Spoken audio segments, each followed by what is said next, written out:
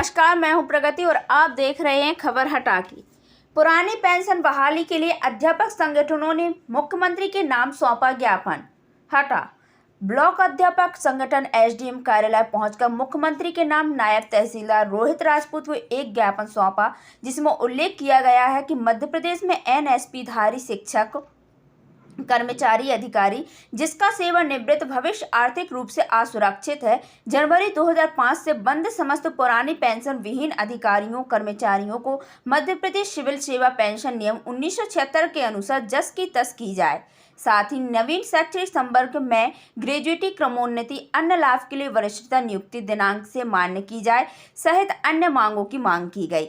इस दौरान जितेंद्र सिंह राजपूत, संयुक्त मोर्चा अध्यक्ष कृपाल सिंह राजपूत, चंद्र सिंह राजपूत, संदीप सोनी, जितेंद्र प्यासी, अमृतलाल, हरवर रंजना उपाध्याय, कमला सेन, अनीता पाराशर, विनीता श्रीवास्तव, शोभना जैन, अलका पटेल, सुशीला पटेल, वंदना कुशवाहा, पद्मा अग्निहोत्री, दुर्गेश मिश्रा, महेंद्र प्यासी, गणेश वर्म, सुनील पाठक, अभय दीक्षित सहित दर्जनों महिला और पुरुष शिक्षकों की उपस्थिति रही। खबर हटा के साथ दीपक पटेल की रिपोर्ट। पुरानी पेंशन बहाली के लिए हम लोगों ने ज्ञापन सौंपा है और यह ज्ञापन केवल हटा में नहीं, अब तो पूरे मध्य प्रदेश के समस्त विकास खंडों में ज्ञापन सौंपा गया है। और मुझे में नहीं, मेरे मन का एक ठेस है, दुख है कि जब हमारा अभी साथी रिटायरमेंट होता है तो उसे 500 से लेकर 1000 पेंशन भत्ता मिलता है। और गवर्नमेंट अभी हाल ही में राजस्थान, महाराष्ट्र, छत्तीसगढ़, अन्य प्रदेशों में गवर्नमेंट ने सहानुभूतिपूर्वक विचार किया कर्मचारियों के लिए और पुरानी पेंशन बहाली का जो निर्णय किया है वह स्वागत योग्य है। उन सरकारों का आभार व्यक्त करता हूं। लेकिन मध्य प्रदेश सरकार ने कर्मचारियों के संबंध में अभी बजट पेश हुआ था, उसके पहले भी निवेदन किया गया था, लेकिन हम कर्मचारियों के हित में कोई बात नहीं सुनी।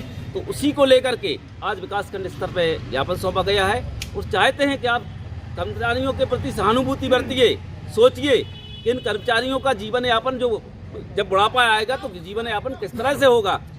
इसी उद्देश्य से लेकर आज ये ज्ञापन सौंपा गया है और 27 तारीख को जिला मुख्यालय पे ज्ञापन सौंपा जाएगा। उसके बाद भी सरकार नहीं चेतती है तो इसके बाद 3 अप्रैल को प्रदेश में एक ऐतिहासिक जन सैलाब कर्मचारियों का जाएगा और दबाव बनाएगा और गवर्नमेंट को सुनना पड़ेगी। यदि नहीं सुनती है गवर्नमेंट तो यह हमारा आंदोलन प्रदेश व्यापी बृहद आंदोलन होगा। चाहते हैं कि मध्य प्रदेश शासन सुने, समझे, कर्मचारियों हित की बात सोचे। आज एक विधायक यदि 5 दिन के लिए विधायक बनता है, आप लोग जानते हैं, तो उसके लिए पेंशन की पात्रता है। और एक कर्मचारी 60 साल के लिए नौकरी करता है, 40 साल नौकरी करता है, 30 साल तक अपनी सेवा देता है, उसे पेंशन की पात्रता नहीं है। दुगली नीति सोचिए।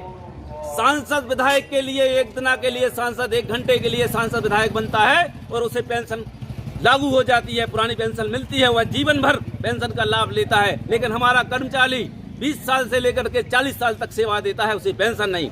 तो सोचें, आप विचार करें सदन में, क्या अपने लिए सब कुछ है, कर्मचारियों के लिए कुछ नहीं है। वो अपने कर्मचारियों की हित की बात जब हम लोग करते हैं तो कहते हैं नहीं, कर्मचारी तो बोलते हैं। और वहीं हमारे संगठनों में फूट डालने का काम भी गवर्नमेंट करती है। अभी हाल में भी एक संगठन को बीच में खड़ा करके एक जीवन निर्वहन भत्ता पेंशन का षड्यंत्र रचा गया मध्य प्रदेश के अंदर। एक 10,000, 12,000, 14,000 अध्यापक, प्राथमिक शिक्षक, माध्यमिक शिक्षक, उच्च माध्यमिक को दे दो और निपट जाओ। ये लड़ाई केवल शिक्षकों की नहीं है, ये लड़ाई हमारे सारे कर्मचारियों की है।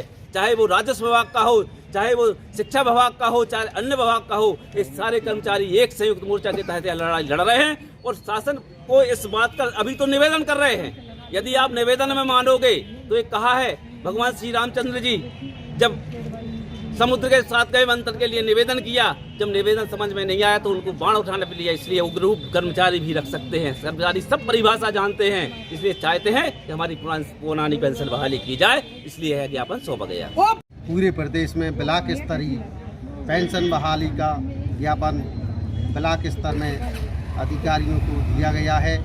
हम लोगों की एक ही मांग है कि पेंशन बहाल की जाए।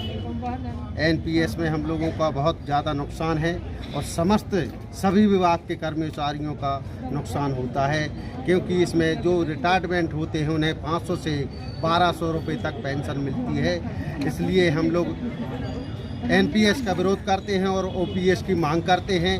पूरे प्रदेश के 25 विभाग हम लोगों के साथ में एक महासंगठन के नेतृत्व में यह कार्य कर रहा है और चुनाव आने तक हम लोग आशा रखते हैं कि हम लोगों की पेंशन बहाली होगी। नहीं होती है तो हम लोग इनके खिलाफ जाएंगे, चाहे जो भी हम लोगों को लड़ाई करनी पड़े।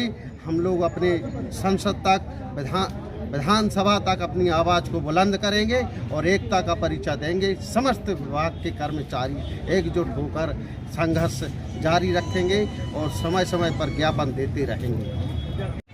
23 मार्च 2022 को क्रांति आह्वान पर ब्लॉक स्तर पर ओपीएस बहाली हेतु एक ज्ञापन है, माननीय मुख्यमंत्री के नाम एक ज्ञापन है हम अपनी मांगों के संबंध में दिया गया। और हम लोगों का सिर्फ एक ही लक्ष्य है सभी कर्मचारियों का कि ओपीएस बहाल करो और जिसे हम सभी कर्मचारी एकजुट होकर लेके ही रहें।